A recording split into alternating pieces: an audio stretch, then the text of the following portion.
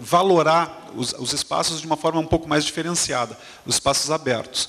Em verde mais escuro, aqueles que foram citados explicitamente no relatório do plano piloto, né? Aqui a gente encontra os eixos rodoviários, o eixo monumental, né? A UNB, o setor de embaixadas. Apesar de não estarem colocados exatamente no ponto, no lugar onde estava no desenho original, são intenções fortes do autor, são importantíssimas para a concepção da cidade, né? Cito, claro, toda a concepção de superquadra, né? E de unidade de vizinhança que estão demarcadas aqui. O cemitério também presente no desenho original da cidade está ali. Observem como o eixo monumental era mais curto, ele vinha só, né, até a parte ali da Praça dos Buritis atual, né, a Praça Municipal, como ele chamava. Depois, como a cidade foi deslocada em direção ao lago, por sugestão do Sir William Halford, houve a necessidade de encompridar o eixo monumental, então ele foi pintado como uma contribuição posterior, mas é uma contribuição, continua sendo uma contribuição importante. Em vermelho, então, estão demarcadas as contribuições posteriores e que são fundamentais já hoje para a cidade. Tem, inclusive, complementações que nem existem ainda, como o Parque Burle Marx, mas que a gente já demarca aqui como um aspecto importantíssimo a ser preservado, porque ele faz uma delimitação, contribui na demarcação do desenho do avião de Brasília, né? Formando junto com o Parque da Cidade um bolsão, né? Um cinturão verde em volta do desenho do plano piloto original. Então a ideia foi essa, foi demarcar aqui espaços que são fundamentais na escala bucólica, né, toda a borda do lago, a questão dos setores citados no plano piloto, como eu havia comentado, e essas intervenções posteriores, né, como o Parque da Cidade do Burle Marx, o Jardim Zoológico, demarcado ali, o Parque das Sucupiras, né, o Bosque dos Constituintes, as duas superquadras norte que foram transformadas em parque, o Parque Olhos d'Água. Então se procurou identificar os principais espaços abertos posteriores à concepção.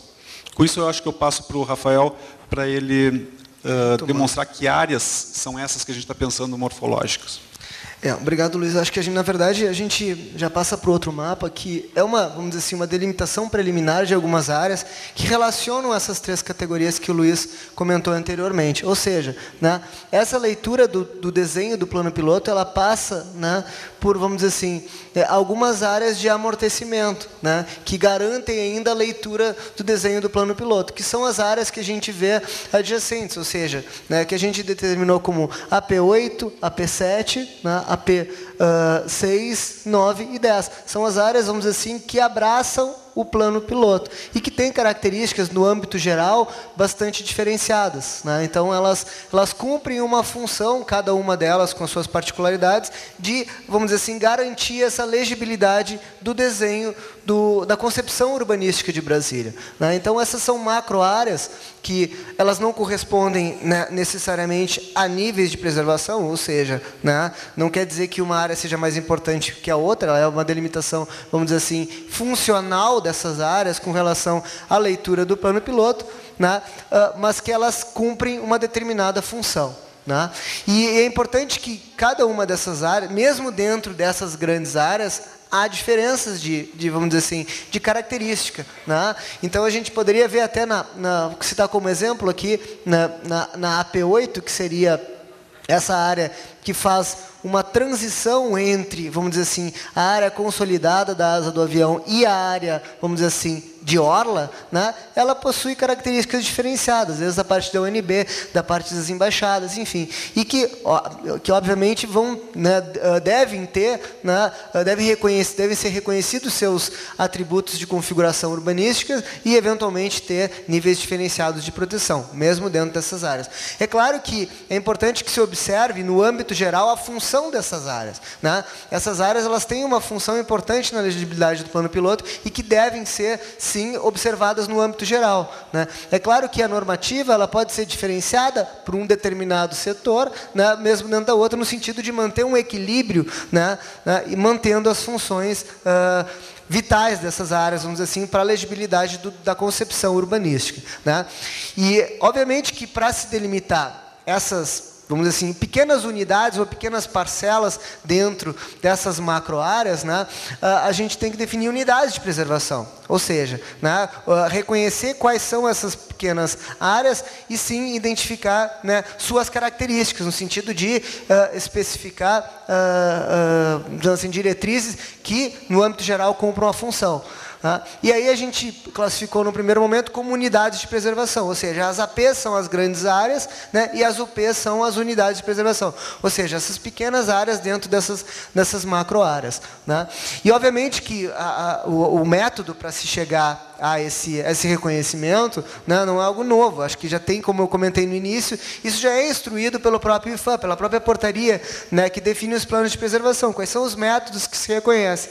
E não distante a isso é a questão da preservação no âmbito mundial. A gente tem, vamos dizer assim, algumas recomendações que partem das cartas patrimoniais, que, vamos dizer assim, que orientam a preservação dos sítios históricos no âmbito mundial, também, né, indicam, né, alguns atributos, algumas, vamos dizer assim, configurações a serem observadas, né, que são as cartas de Toledo, Washington e Nairobi, né, que são as cartas patrimoniais que orientam a preservação no âmbito geral, no âmbito mundial, digamos assim, né.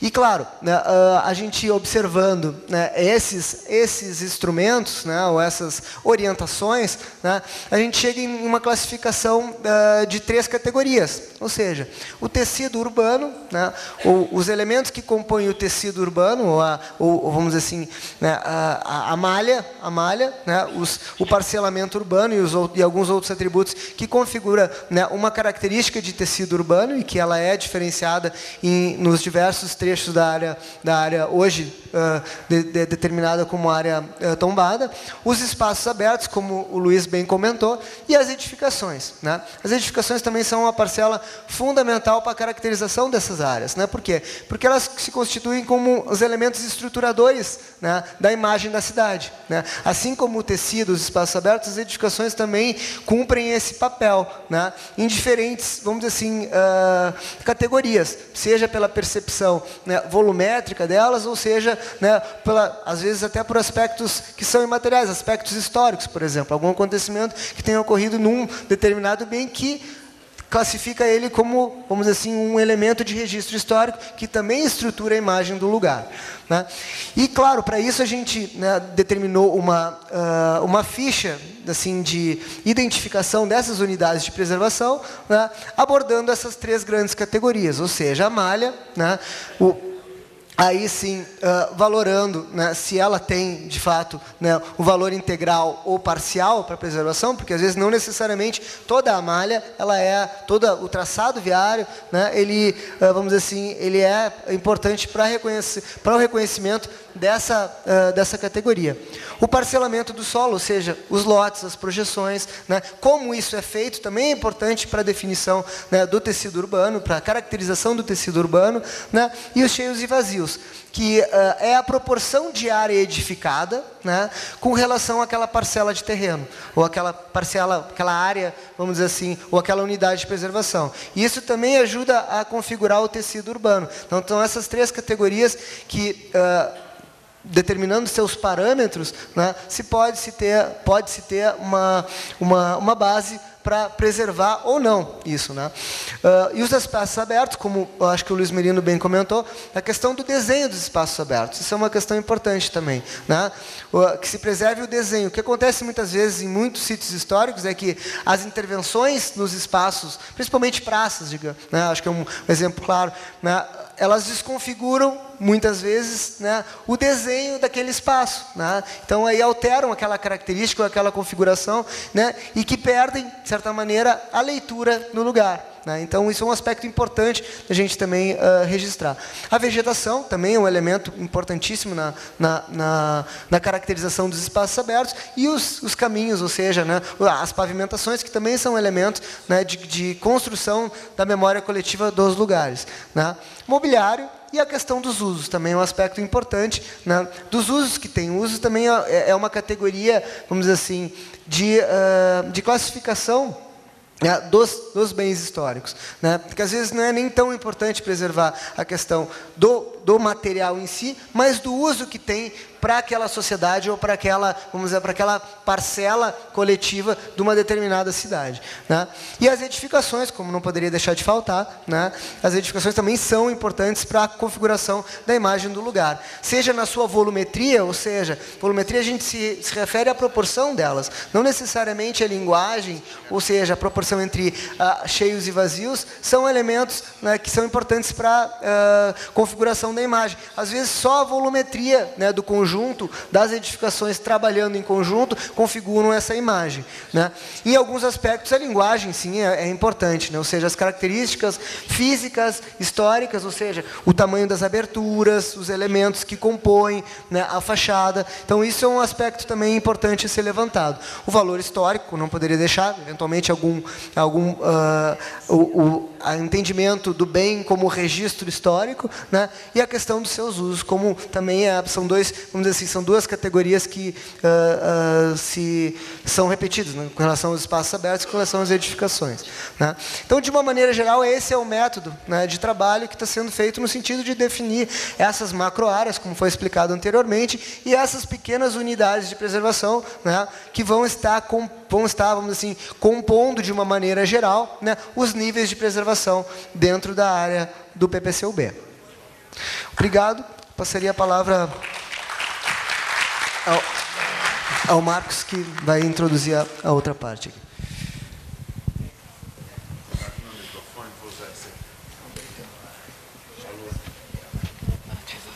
Vai ser você, né, Décio? Deixa eu só... Nós vamos passar, então, para o Décio agora, para ele continuar a exposição dele. Eu fiquei sem esse microfone, o responsável pelo som precisava consertar este aqui que está falhando, por favor. Você usa esse aqui. Esse é o melhor. Esse é o melhor. Obrigado. Bom, conforme o Rafael comentou, a apresentação consta de 3 partes. A primeira, então, trata da questão dos critérios de preservação e a definição preliminar dessas áreas e a metodologia de trabalho que está sendo implantada.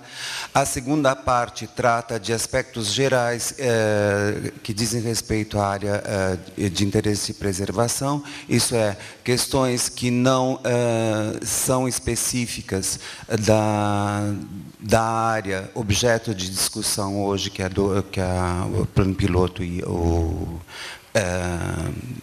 Vila Planalto e Telebrasília, mas que são questões que comparecem de uma maneira ou outra em todo o território do Distrito Federal e principalmente na área de interesse de preservação.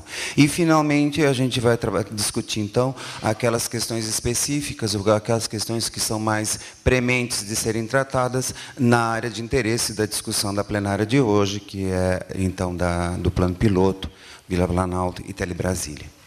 Bom, uma das questões que, desde o início do trabalho, comparece com um problema bastante sério, que é a questão dos estacionamentos, principalmente nos setores centrais. Quer dizer, a constatação, por exemplo, de uma presença maciça de áreas de estacionamento ou comprometimento de extensas superfícies do território do Plano Piloto e, fundamentalmente, das áreas centrais, para serem utilizados como áreas de estacionamento, é um problema que tem se destacado sempre. Isso é, as áreas livres